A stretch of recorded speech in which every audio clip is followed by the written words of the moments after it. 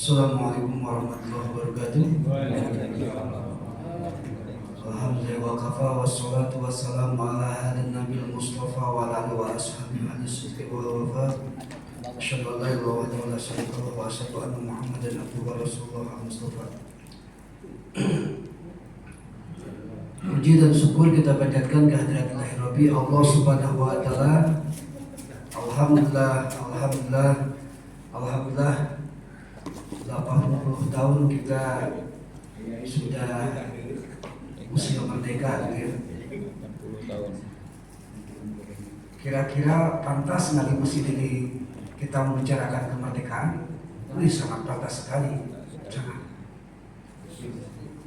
Jadi tugas manusia itu ada dua, Pak. Ada tugas ulama, ada tugas umaro.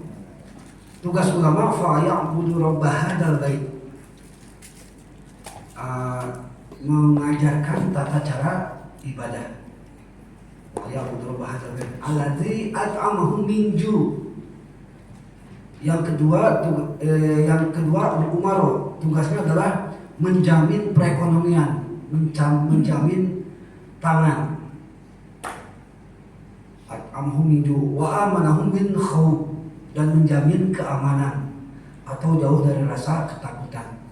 Nah, kebayang kalau kita masih dijajah, mungkin kita tak aman, kita ngaji tak aman, kita sholat tak aman, kita ibadah tak aman, kita mendirikan masjid. Kalau kita lihat di film-film perjuangan, berapa banyak masjid-masjid yang dihancurkan, tempat-tempat ibadah, bahkan sampai sekaliber Kiai Haji Hashim Asy'ari itu disuruh ruku di depan ke arah timur, ke arah terbitnya matahari, kan begitu, sampai disiksa karena tidak melakukan itu. Kiai Haji Zainal Mustafa tahun 1944, pesantren Cipasung, pesantren alhamdulillah pesantren guru saya gitu ya. Jadi harus juga ruku, tanda sujud atau tanda penghormatan kepada dewa matahari. Ulama-ulama sekali itu sampai dipaksa, apalagi umat biasa-biasa kan begitu. Nah, kebayang bukan? Makanya kita bersyukur atas kemerdekaan ini. Ya, salah satu rasa syukurnya adalah kita meningkatkan ibadah. Karena apa? Karena lihat dalam pembukaan, atas berkat rahmat Allah yang Maha Kuasa dan didorongkan oleh keinginan luhur supaya berkehidupan kebangsaan bebas, maka rakyat Indonesia menyatakan dengan ini kemerdekaannya. Ya, atas berkat rahmat Allah, Pak. Kenapa? Coba lihat, senjata kita apa dulu rata-rata? Haji, bambu runcing. Kalau Belanda apa? Senapan, meriam. Kalau meriam Belina, saya sendiri sanggup. Ini meriam Belanda. Bambu runcing melawan meriam itu jenderal sejenis apapun tak bisa memberikan kemenangan kepada bambu runcing. Makanya ini takdir Allah, berkat rahmat Allah yang Maha Kuasa. Makanya salah satu daripada manifestasi kita rasa bersyukur kepada Allah karena Allah telah menganugerahkan kemerdekaan, maka kita diantaranya la in syakartum la zidanakum wa la in kafartum inna adzabi lasyadid. Salah satunya itu adalah kita meningkatkan ibadah. Nah, Bapak Ibu yang sekarang hadir itu adalah dalam rangka meningkatkan ibadah. Supaya apa? Supaya ibadah kita lebih baik, lebih berkualitas.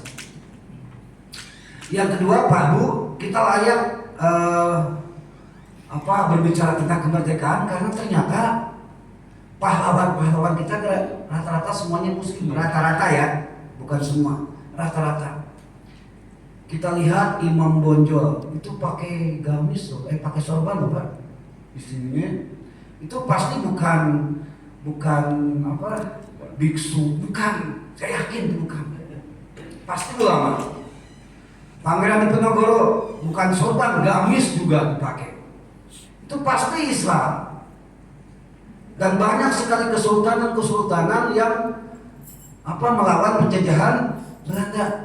Dan Bapak Ibu tahu sendiri kan siapa yang pengkhianat, tahu saya disebutkan. Tapi justru umat Islam yang banyak berkorban. Dari Kepri, Raja Ali Haji, Sultan Mahmud Shah, terus Sultan Badarudin, sampai Sultan Aceh, sampai Sultan Ba'abullah di Ternate, di Dore. Itu semuanya muslim ulama lagi. Masih tak percaya, silakan sensus makam pahlawan, silakan. Banyakan mana kan gitu. Gitu ya. Jadi pantas kita membicarakan tentang kemerdekaan. Walaupun hari ini kita tetap pikir ya Pak ya, ini hanya pembukaan saja. Yang terakhir, yang ketiga Pak, sebetulnya banyak Pak. Yang saya mau cerita yang terakhir, yang ketiga, Bung Tomo itu pernah ngomong begini di RRI. Saya nggak kebayang kalau nggak ada kalimat takbir, katanya. Bagaimana saya menggerakkan putra-putri terbaik bangsa untuk melawan penjajah? Takbir dari mana Pak? Jelas dari Islam lah. Allahu Akbar. Kalau sudah Allahu Akbar, bergema api jihad menyala. Tak peduli mau hidup mau mati. Kalau hidup merdeka, kalau mati syahid. Itu tak ada lagi. Mau nggak semangat gimana? Mati syahid langsung masuk surga. Nggak usah disolatkan, nggak usah dimandikan, langsung kubur saja. Kan begitu. Bahasanya kan begitu ya. Jadi kalimat takbirlah yang menggerakkan pejuang-pejuang kita untuk melawan Belanda. Nggak kebayang kalau maju, perang, nggak serem gitu ya, nggak menggugah selera lah. Tapi kalau sudah takbir, Allahu Akbar. Itu kalau orang-orang yang benar berjuang dalam agama, itu udah kelihatan lah gambaran surga, udah tercium bau surga. Karena saking inginnya mati syahid. Nah, gitu ya Pak ya. Ini mohon maaf di pembukaannya tentang kemerdekaan ya, wajar lah sekarang kita tanggal 17 Agustus 2002, memang udah 80 tahun. Masalah kita merdeka atau tidak, ya wallahu alam ya, gitu ya. Kalau secara fisik lah insya Allah merdeka, tapi kalau pendapat, kalau cari kerjaan, cari penghidupan kadang-kadang ya ada yang sebagian yang susah, ada yang lancar, ya itu terserah ikhtiar masing-masing lah. Yang jelas kita sebagai jamaah ya'budu rabb hadzal bait, kita yuk beribadah kepada Allah Subhanahu wa taala. Tugas pemerintah dua. Kan? Allazi at'amahum min ju' wa amanahum min khauf. Memastikan ketersediaannya pangan, ekonomi dan sebagainya. Itu kebutuhan dasar masalahnya. Ju' ya ekonomi sama keamanan. Apapun Bapak yang kerjakan, kalau tidak ada makanan, tidak ada keamanan, nggak akan jadi. Silakan aja cek. Mau ngaji, lapar, boro-boro ngaji, mendingan mikir nasi kan begitu ya. Mau ngaji tapi tak aman, pemberontakan segala macam, mau gimana? Mendingan kita cari aman. Itu diantaranya. Itulah kebutuhan dasar kita kalau dilihat dalam surat Al-Quraish, ibadah kepada Allah, menjamin sandang pangan, dan yang ketiga adalah menjamin keamanan. Salawat dan salam semoga limpahkan kepada junjungan kita Habibana wa Rasulana Sayyidina Muhammad Rasulullah SAW. Allahumma sholli ala Sayyidina Muhammad wa ala Sayyidina Muhammad. Hadirin kaum muslimin rahimakumullah. Insyaallah malam ini kita rukun sholat, khusus sholat sunat ya. Rukun sholat yang kelima yaitu melaksanakan ruku. Tapi sebelum saya melaksanakan membahas tentang ruku, izinkan kemarin Al-Fatihah kita belum khatimatun, belum kesimpulan. Kenapa saya harus kesimpulan? Karena Al-Fatihah jantungnya daripada ibadah sholat. Takbir juga rukun, tapi cuma sebentar, Allahu Akbar. Tasyahud juga cuma sebentar, asyhadu an la ilaha illallah wa asyhadu anna Muhammadar Rasulullah. Salam juga sebentar, assalamualaikum. Tapi Al-Fatihah lihat banyak syaratnya, sampai 10 syarat. Maka saya simpulkan daripada Al-Fatihah itu, sebelum kita ruku ya. Yang pertama, Al-Fatihah itu kita punya keyakinan adalah 7 ayat, termasuk kalimat Bismillahirrahmanirrahim. Karena termasuk sab'an minal masani, 7 ayat yang diulang-ulang. Silahkan cek surat Al-Hijr ayat 87. Itu tentang Al-Fatihah 7 ayat. Bismillahirrahmanirrahim. Alhamdulillahirrahmanirrahim. Ar-Rahmanir-Rahim, Maliki Yaumiddin, Iyyaka na'budu wa iyyaka nasta'in, Ihdinas siratal mustaqim, siratal ladzina an'amta 'alaihim ghairil maghdubi 'alaihim waladdallin. Dah jelas ya bayan. Al-Hijr ayat 87 menyatakan bahwa Al-Fatihah itu 7 ayat. Tadi yang tadi dihitung ya. Adapun yang tak baca basmalah terserah, itu aja pokoknya. Yang kedua, menurut hadis Rasulullah SAW dari Abu Hurairah yang diriwayatkan oleh Ibnu Abbas, Ibnu Umar, dan banyak sekali termaktub dalam Syarah Muhadzab juz 3 halaman 336 bahwa Bismillah itu termasuk Al-Fatihah. Tadi Qurannya, sekarang hadisnya. Ini kesimpulan. Yang ketiga, menurut Imam Asy-Syafi'i mazhab kita dalam kitab Al-Um juz 1 halaman 107 bahwa Al-Fatihah itu 7 ayat termasuk Bismillah. Tak usah dianaktirikan, Bismillah didiamkan, Alhamdulillah ayat 678 ayat 1 disirkan, ayat 2 sampai 7 dizaharkan. Nah, jangan sampai gitulah. Kalau kata Imam Asy-Syafi'i ya, zaharkan semua atau sirkan semua. Selanjutnya kesimpulan yang keempat, karena kemarin kita sudah membahas syarat Al-Fatihah yang 10 syarat Al-Fatihah, mudah-mudahan kita bisa mengamalkannya. Karena satu syarat saja tidak terpenuhi, tidak sah Al-Fatihahnya. Kesimpulan yang kelima, dalam syarat yang 10 itu ada kalimat yang tak boleh berhenti, ya. Kalau niatnya sengaja, tapi kalau berhenti tidak disengaja, itu silahkan lanjut dan sah Al-Fatihahnya. Hal-hal yang menghentikan bacaan biasanya pertama bersin. Ketika kita baca Al-Fatihah bisa aja kita bersin bayar. Nah, jangan sampai Bismillahirrahmanirrahim. Nah, itu kan udah salah. Ulang lagi jadi Bismillahirrahmanirrahim lagi. Nah, gitu ya. Pertama bersin. Yang kedua itu muak. Apalagi kita lagi ngantuk ya. Gitu misalnya kita lagi baca Maliki Yaumiddin, iya karena kan belum tuntas kan. Ulang lagi, iya karena wudu, iya karena stain. Jangan dilanjutkan karena ketika muak sama baca kira-kira hurufnya jelas nggak? Nggak akan jelas. Karena tidak jelas maka harus diulangi. Jangan diulangi dari Bismillah, tapi diulangi dari ayat berapa yang kena muak itu, gitu ya. Atau batuk dalam pengertian penyakit ya, bukan batuk yang manja gitu ya. Ada batuk yang manja, Allahu Akbar, ada mantan pacar lewat. Nah, itu udah lain cerita ya. Itu bisa aja memakruhkan sholat, bahkan bisa membatalkan sholat, bisa jadi kan gitu. Nah, batuk juga bisa menimbulkan hilangnya cacatnya huruf, misalnya iya karena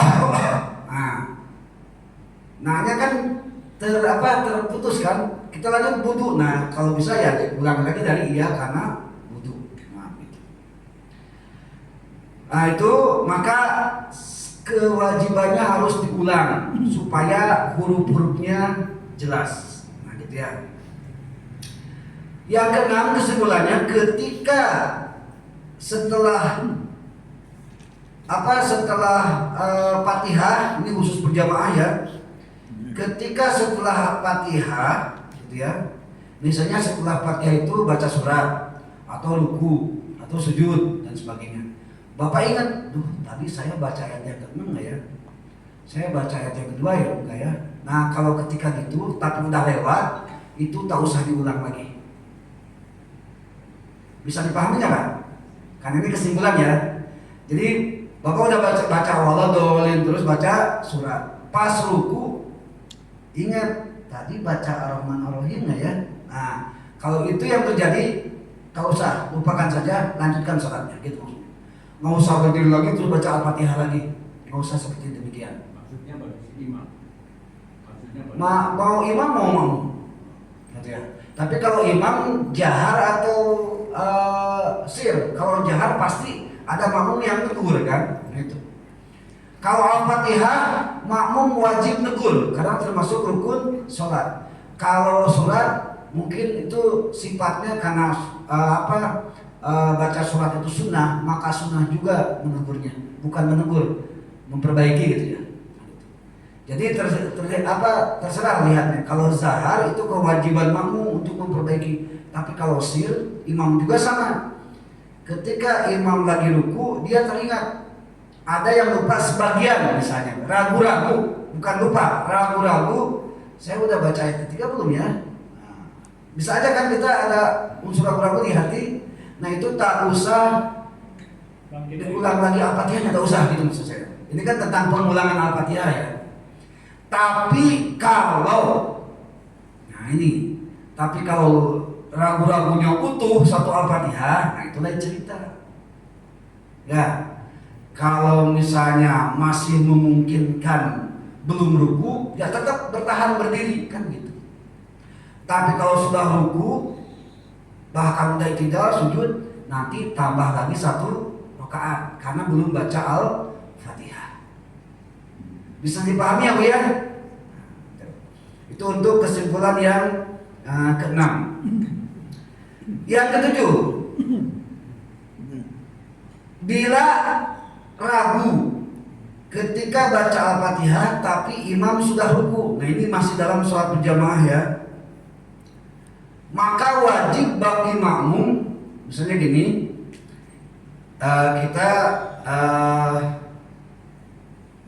misalnya imam sudah baca surat, ketika baca surat imam ruku, kita kan masih berdiri, karena kan kalau imam belum ruku kita nggak boleh ruku kan. Jangankan mendahului, bareng-bareng aja nggak boleh. Imam dulu ruku baru makmum. Ketika imam baru ruku kita masih berdiri kan, baru teringat, saya udah Al-Fatihah belum ya? Nah itu ya. Nah itu wajib berdiri, baca Al-Fatihah. Kalau ragu, apalagi kalau tidak baca. Nah jadi biar aja imam. Ukurannya adalah 3 rukun fi'liyah tawilah. Apa itu fi'liyah tawilah? Insya Allah nanti di dalam bab ruku, gitu ya. Ukurannya 3 rukun 3 rukun fi'liyah tawilah, itu istilahnya. Kalau Bapak Ibu masih penasaran, nanti di bab ruku lah kita bahas. Sekali lagi, kalau makmum ketika imam sudah ruku dia masih berdiri, gitu ya, dan dia ragu-ragu apakah sudah baca Al-Fatihah atau belum. Ini ragu-ragu belum baca, bukan kayak tadi. Kalau tadi kan sebagian ayat ya, ini semuanya belum, ragu-ragu. Nah wajib tetap berdiri, cepat baca Al-Fatihah. Batasannya sampai ukuran rukun fi'liyah tawilah 3 rukun fi'liyah tawilah. Apa itu 3 rukun fi'liyah tawilah? Nanti di bab rukun kita jelaskan. Ini silakan ada dalam kitab Nihayatul Zen halaman 125. Itu dijelaskan oleh para ulama seperti itu. Yang terakhir yang ke-8, jika makmum sudah ruku, ya, jika makmum sudah ruku, misalnya tadi kan kasus pertama imam sudah ruku, kita belum berdiri. Nah ketika ragu-ragu baca Al-Fatihah, jangan dulu ruku, tapi baca Al-Fatihah. Tapi ketika imam ruku, kita juga udah ruku, barulah ketika ruku kita ingat atau ragu-ragu belum baca Al-Fatihah, nah itu wajib ikut imam, gitu ya, wajib ikut imam. Nanti imam assalamualaikum berdiri lagi, tambah 1 rakaat. Nah itu ketentuannya ya, kesimpulannya seperti itu. Itu khusus untuk Al-Fatihah. Barangkali Bapak Ibu sebelum saya tutup di Al-Fatihah dengan kesimpulan ada yang ditanyakan nggak? Silakan. Jadi 3 jadi 4. Kalau maghrib 3 jadi 4 gitu. Karena yang 1 itu tidak sah karena tidak ada Al-Fatihahnya, itu aja masalahnya. Tidak dianggap lagi gitu. Nah gitu ya. Jadi bukan 3 rakaat jadi 4 rakaat, tetap aja maghrib itu 3 rakaat. Cuma yang 1 rakaat tadi kita ketinggalan Al-Fatihah. La sholata liman lam yaqra bi Fatihatil Kitab. Tidak sah sholat karena tidak baca Al-Fatihah. Gara-gara tidak baca Al-Fatihah maka 1 rakaat hangus, diganti lagi sama 1 rakaat. Itu kan kalau berjamaah kan. Begitu juga kalau sholat sendiri. Sholat sendiri pun demikian. Iya, udah ruku, waduh. Kalau sendiri lain lagi, kalau sendiri lain ya. Nanti di bab ruku ada. Kita belum jelaskan ya. Sengaja saya nggak jelaskan sekarang karena sebentar lagi kita akan membahas tentang ruku. Ya. Kalau itu kasusnya, barangkali kalau makmum di belakang sekali, mungkin tidak kelihatan lebih apa ya, lebih besar lebih jauh lah oleh yang lain. Tapi kalau pas di belakang imam betul atau di depan, satu depan, apa nggak menimbulkan suatu bagi jamaah yang lain itu jadi bicaraan bagi yang lain? Ini kenapa? Contoh yang kesimpulan yang berapa tuh dari Imam? Yang Terakhir. Nah, jadi dia nambah keserkaan. Sementara orang udah salam.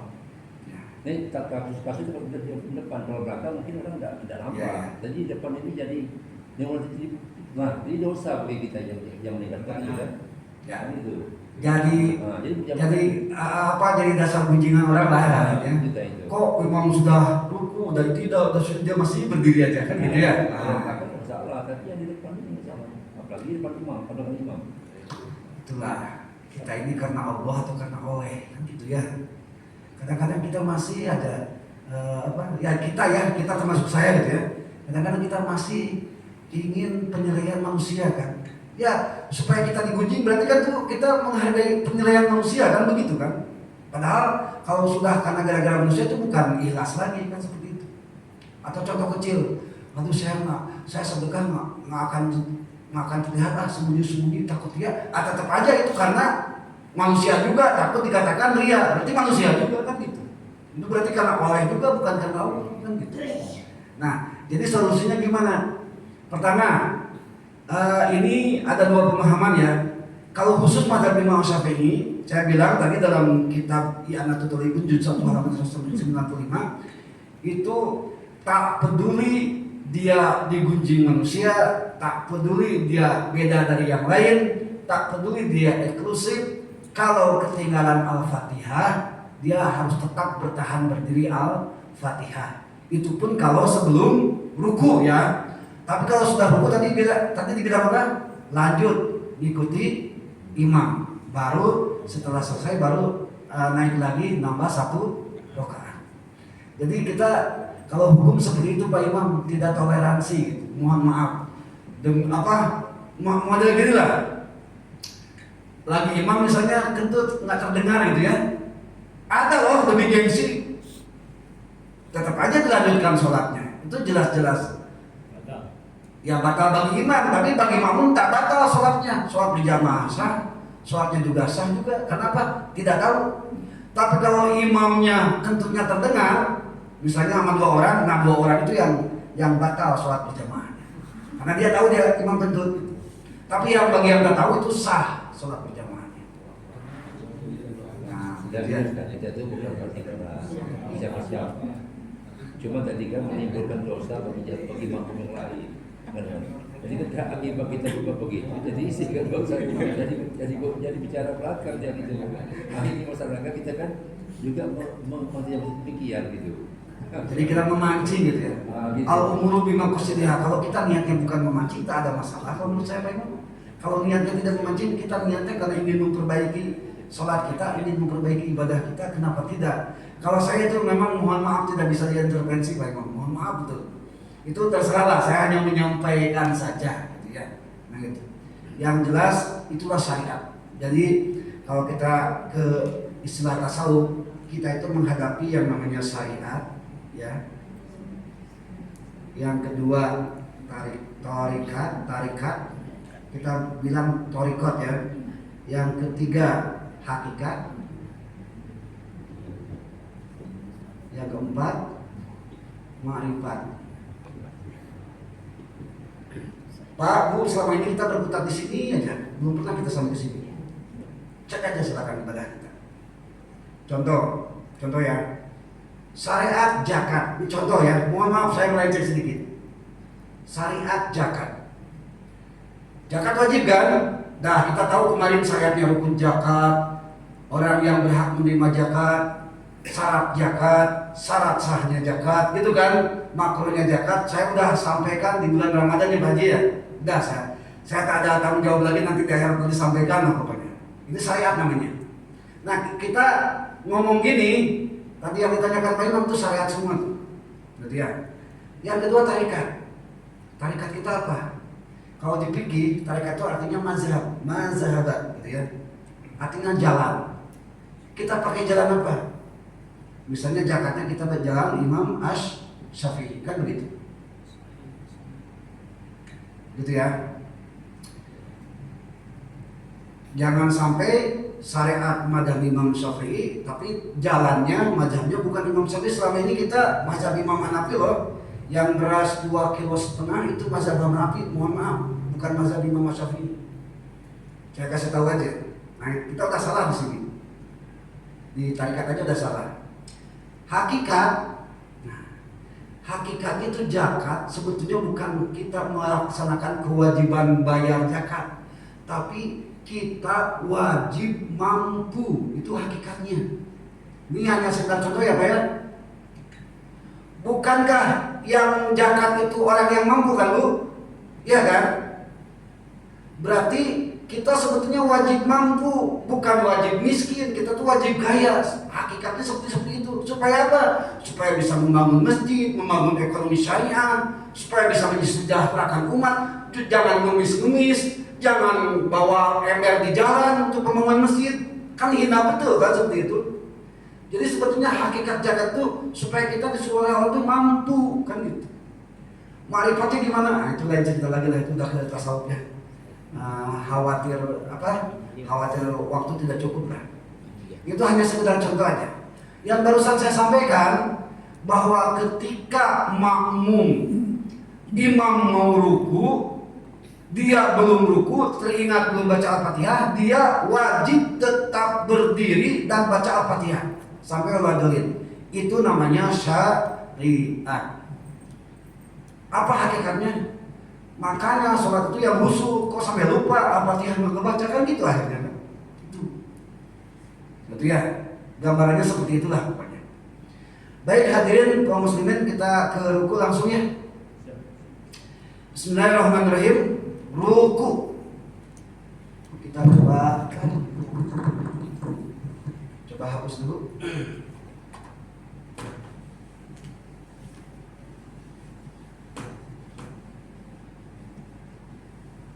Coba Bapak Ibu cek dalam Al-Quran itu ada yang namanya ruku berbentuk ain, ada kan? Misalnya surat Al-Baqarah ayat 1 sampai berapa ya? Rata-rata ada ruku lah pokoknya. Ruku itu tanda atau tema lah kalau istilah bahasa Indonesia. Ruku tanda ain ini itu adalah akhir bacaan ketika kita mau ruku dalam sholat. Makanya secara harfiah ruku itu bisa menjadi tanda akhir bacaan. Karena setelah kita baca surah, kita ruku. Jarang kan setelah baca surah lagi? Bukan jarang, memang gak boleh. Baca surahnya sekali aja, kan begitu. Itu yang pertama. Yang kedua, ruku asal kata dari roka'a yarka'u, rok'atan. Nah, asalnya begini. Asal kata ya. Roka'a yarka'u rok'atan. Kalau boleh saya sampaikan, itu rumusnya dari fa'ala yaf'alu fa'lan fa'latan. Wajan dari sulasi mujarrad bab ketiga fataha yaftahu fathan fathatan. Bapak paham tak paham, ceritanya paham aja lah. Saya juga mohon maaf, saya juga bukan memaksa gitu ya. Masanya saya harus memberikan dasar dulu dari mana nih rokaat ini, kan begitu. Rokatan kalau ketika dia domah itu rokatun, kan begitu. Kalau ketika domah ya, Ada juga rokatan, ada juga rokatin, ada juga rokatani, ada juga rokaatin. Itu beda kalimatnya. Kalau rokatan itu biasa kita dalam sholat witir ketika tarawih 1 rakaat. Rakaat itu sama dengan 1 rakaat. As-sholatu rokaatal witri, kan gitu ya? Di sini gitu ya. Nah, rokaatal witri, nah itu 1 rakaat. Kalau 2 rakaat apa? Rakaatani. Kok kalau baca subuh usolli fardhu subhi rakaataini? Nah, saya mau nawarin aja, Bapak Ibu mau tahu nggak perbedaannya rakaatani dengan rakaataini? Nah, kita aja tuh. Ya mau. Boleh lah ya. Ini kan ada rakaatani, ada rakaataini.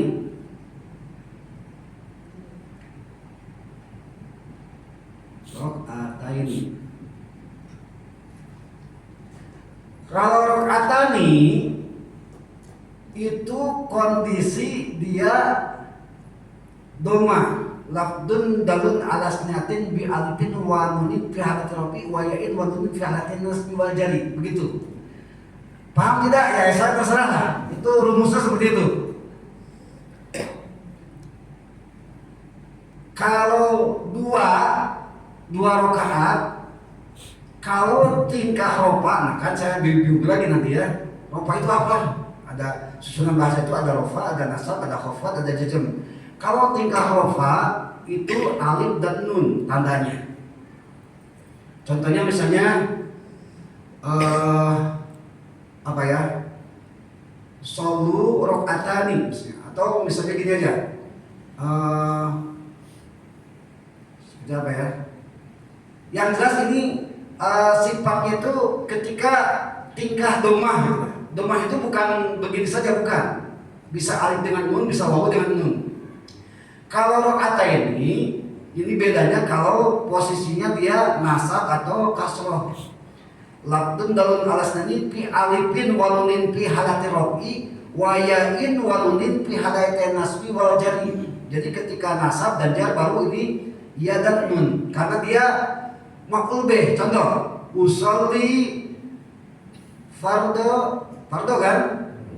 Nah, kesininya rakaat ini. Kenapa rakaat ini? Karena ini maf'ul, objek. Ini fi'il. Ini fa'il. Ini subjek, ini predikat, ini objek. Ini fi'il, fa'il, maf'ul. Maf'ul itu wajib patah. Nah, kalau patah dalam tasniyah yang dua kalimat dua itu wajib iya dan nun. Rumusnya tadi lafdun dalun alasnani bi alifin wa nunin fi halati rafi wa ya'in wa nunin fi halati nasbi wal jari. Ini nasab. Nah itu maf'ul bih misalnya. Nah, mohon maaf, itu hanya sepintas saja lah. Ya, Saya bingung nggak bisa. Ya, saya khawatir Saya jadi bingung. Udah gini Ustaz, gini aja. Saya nggak nyambung. Pemakaian rakaatani dan pemakaian rakaataini. Itu aja lah. Rakaatan itu dipakai kalau posisinya jadi fa'il atau jadi predikat. Contoh. Nah, contohnya seperti gini ya. Rakaatan itu artinya 2 rakaat. Berarti coba dalam bahasa Indonesianya, saya tolong kita kasih contoh dalam bahasa Indonesia. Bisa nggak?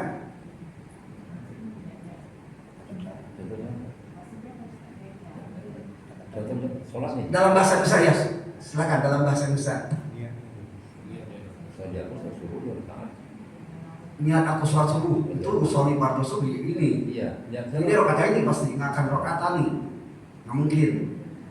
Jadi posisi dia itu sebagai fa'il, ya, sebagai predikat. Bisa nggak kira-kira? Karena dalam kata rakaatan itu jarang dalam bahasa Arab, gitu ya, kecuali dalam syair. Nah, gitu. Silakan cek sama hadirin, rakaatan itu jarang kalau dalam kalimat itu. Tapi tetap harus saya jelaskan karena pembanding dengan rakaat ini, gitu. Itu maksudnya.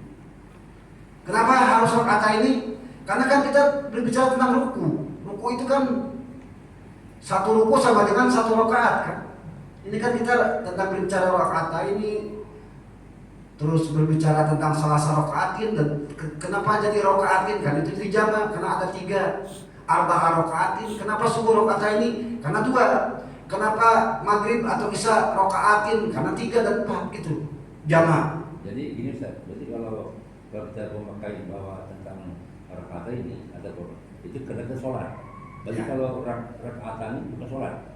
Bukan sholat. Maksud saya ini hanya kalimat saja, kalimat pembanding antara rakaat ini dengan rakaatani. Ya berarti rakaat ini tentang masalah sholat, dia berhubungan sholat kan gitu kan? Tapi dalam bahasa Arab rakaat ini juga ada karena dia sebagai maf'ul bih, sebagai objek.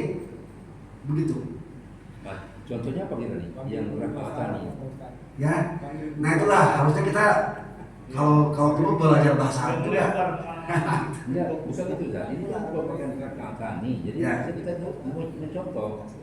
Contohnya apa kita gitu? Contoh rakaatani. Nah, Makanya saya memberikan mempersilahkan ada nggak dalam bahasa Indonesia gimana bentuknya supaya rakaatan itu jadi fa'il atau jadi predikat gitu kan?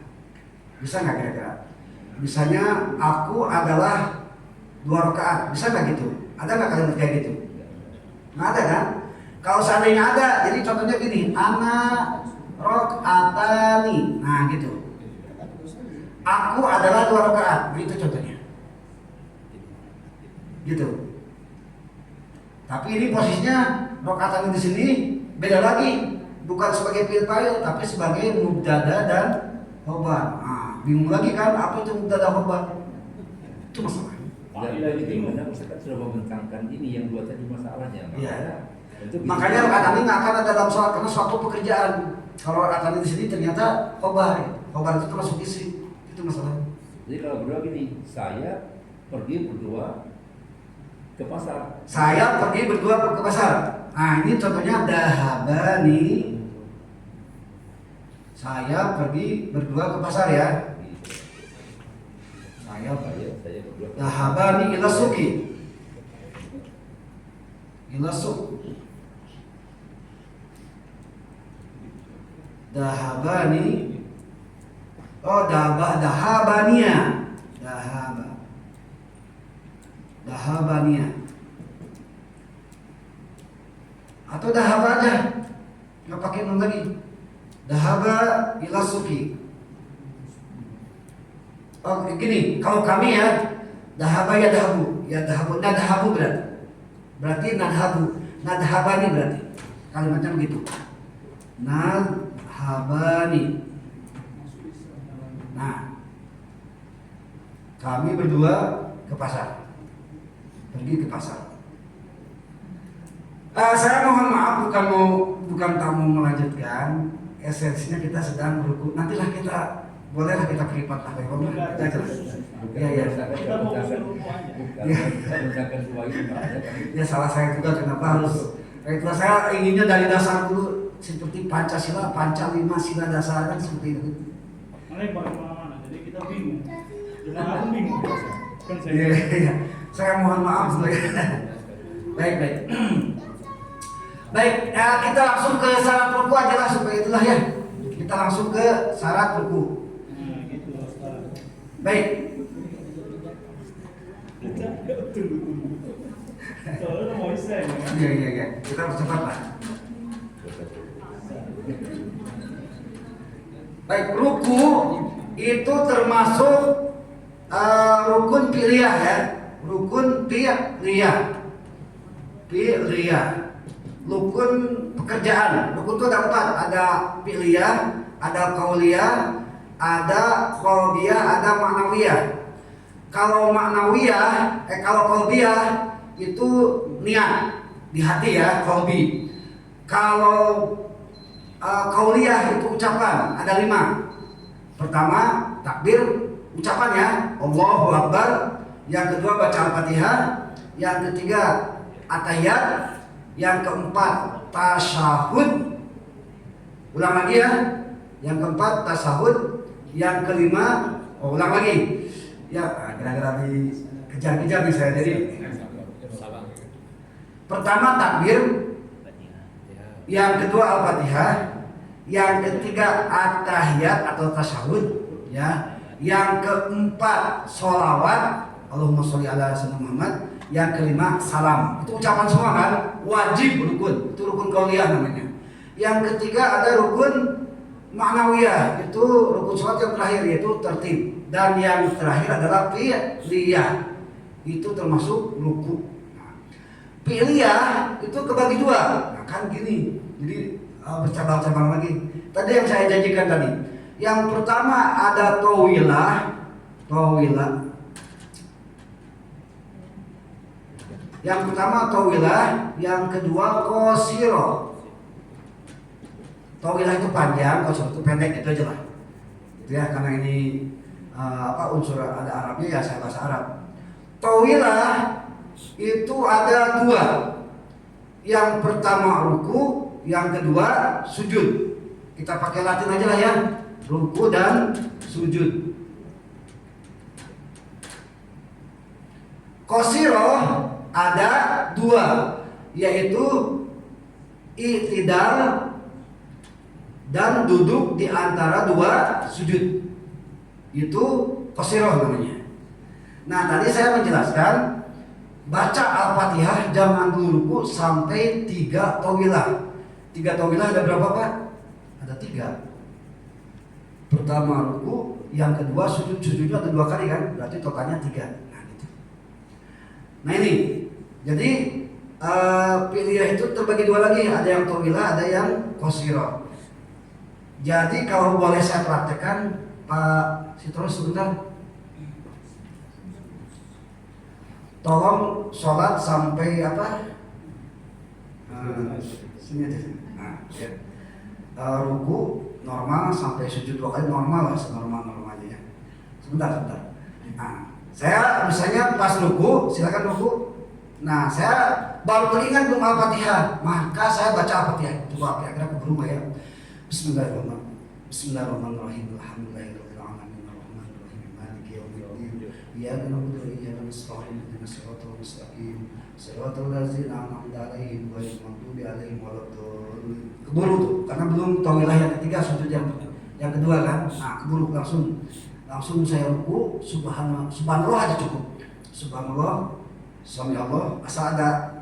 Nah, ini lagi. Subhanallah, Rabbi firli. Nah, sujud lagi, silakan bangkit. Nah, baru kita bisa bareng. Bisa dipahami, Pak? Bisa ya? Nah, begitu. Makasih. Itu yang namanya tadi yang saya sampaikan. Kalau lupa Al-Fatihah ketika belum ruku, tapi imam sudah ruku, bertahan baca Al-Fatihah sampai 3 rukun fi'liyah tawilah. Rukun fi'liyah tawilah itu ruku 1 kali, sujud 2 kali. 2 tambah 1 berapa? 3, itu maksudnya. Baik ya. Baik, sekarang langsung ke syarat ruku. Berapa menit lagi? 1 menit, mudah-mudahan sampai. Pertama, syarat ruku ya Pak ya.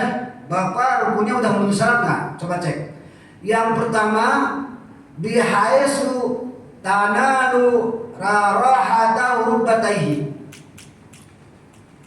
Harus menggenggam lutut, ya, posisi menggenggam lutut sesuai dengan hadis Imam Bukhari. Wa idza raka'an kana yadaiha min rubataihi. Dan ketika Nabi ruku, beliau menggenggam lututnya. Jadi syarat yang pertama begini. Tak peduli ini lurus atau tidak, yang penting tangan menggenggam lutut. Kalau sini udah makruh. Ini udah makruh. Yang penting ini. Ini lurus atau tidak terserah. Yang penting yang pertama nih, lutut tergenggam. Jangan sampai tak tergenggam. Itu syarat pertama. Baik laki-laki atau perempuan. Kita lanjut. Yang kedua, summarka hatta tatma'inna raki'an. Ini sesuai dengan hadis Nabi. Ketika ruku maka usahakan tumanina.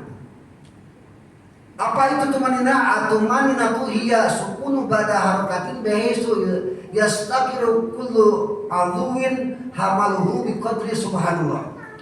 Tumanina adalah diamnya semua anggota badan seukuran bacaan subhanallah. Nah itu. Jadi ketika ruku diam, jangan bergerak. Nah diamnya itu paling sedikit adalah subhanallah. Idealnya adalah subhana rabbiyal azimi wa bihamdi 3 kali. Berapa detik tuh? Silakan silakan dihitung. Kalau Nabi rukunya lama, terutama ketika sholat sendirian. Nabi itu seukuran Al-Baqarah 100 ayat. Itu Nabi ya. Ruku sampai 100 ayat. Tapi Pak Imam mohon maaf jangan dipraktekkan di sini ketika sholat berjamaah. Nah kebayang ruku ya 100 ayat Al-Baqarah gitu. Berapa lama tuh? Itu khusus untuk sendirian gitu ya. Gimana? Dah ya. Habis itu Udah cukup ya? ada berapa Ustaz? Ada 3. Oh, satu lagi. Tapi yang terakhir ini yang panjang nih masalahnya. Gak apa-apa lah supaya bikin penasarannya. Digantung aja. Ya, kita gantung aja. Yang ketiga, Allah yaksida min ghairihi. Ketika ruku tidak boleh punya niat apapun. Begini, ketika kita usuli pada Isya, maka ruku itu nggak usah diniatin, nggak usah, karena itu udah qasdu, udah terniati semua rukun sholat dari mulai takbir sampai salam itu udah terniati dengan usuli, gitu ya, bahwa kita melaksanakan kerjaannya. Nah, tapi ada beberapa rukun yang tambahan harus pakai niat, mau tidak mau. Contoh, misalnya sujud sahwi. Ingat tuh, harus pakai niat Pak. Kalau sujud tidak pakai niat berarti overload. Sujudnya berapa kali? Dalam 1 rakaat berarti sujudnya 4 kali. Sudah tak sah sholatnya. Kan begitu. Akan bergantung kan? Ya. Jadi begini. Sujud sahwi itu adalah kondisi ketika kita lupa tidak mengerjakan sunat abad. Bapak Ibu pernah dengar sunat abad? Nah, kan masih melamun lagi. Itulah masalahnya. Contoh sunat abad supaya cepat lah ya. Kunut subuh itu sunat abad. Kalau lupa disunahkan sujud sahwi. Sujud sahwi itu adalah salam ya. Maaf. Sujud 2 kali sebelum salam. Jadi sebelum kita assalamualaikum, sebelumnya kita sujud dulu. Allahu Akbar, subhanallah wa yasu. Duduk lagi. Sudah gitu sujud lagi. Subhanallah wa yasu. Duduk atahiyat lagi baru salam. Kalau sujud itu tidak diniati sujud sahwi, itu jadi batal salatnya. Kenapa? Sujudnya jadi nambah jadi 4, iya kan? Nah itu. Nah, maka ketika mau sujud sahwi, cepat niatkan mau sujud sahwi. Jangan sampai tidak diniati, karena tidak termasuk dalam usoli, tidak termasuk dalam qasdu. Atau misalnya Bapak nih, saya lupa nih, ini udah 3 rakaat atau 4 rakaat. Nah, kalau misalnya ragu-ragu udah 3 rakaat atau 4 rakaat nih, ambil yang kecil 3 rakaat, berarti tambah lagi 1 rakaat. Nah, setelah tambah 1 rakaat sebelum salam sujud sahwi juga. Nah, ketika mau sujud sahwi harus niat. Itu masalahnya. Kapan niatnya? Qasdu syai'an muqtarinan bi fi'lihi. Ketika mau sujud langsung niat. Aku niat sujud sahwi. Gitu maksudnya. Hati-hati. Kalau tidak ada niat, nah itu masalahnya sholat jadi kena. Nah, ini yang ganggu pasti ini. Ya. Kenapa? Kalau kelebihan lebih rakaat masa. Iya, kalau kan begini. Ragu-ragu kan 3 rakaat apa 4 rakaat nih. Nah, maka cari yang paling sedikit. Oh, yakinkan ini baru 3 rakaat. Berarti nambah 1 rakaat. Walaupun hitungan awal tuh 5 rakaat tuh misalnya gitu ya. Tapi hitungan kita ya memang 3 rakaat tambah 1 lagi lah berarti 4. Nah, kondisi begitu kita dianjurkan sujud sahwi. Dan ketika mau mengerjakan sujud sahwi wajib niat. Karena kalau tidak niat berarti satu paket dengan sujud yang lain, berarti 4 sujud. Mana ada 1 rakaat 4 sujud? Kan tak sah. Niatnya waktu duduk ya.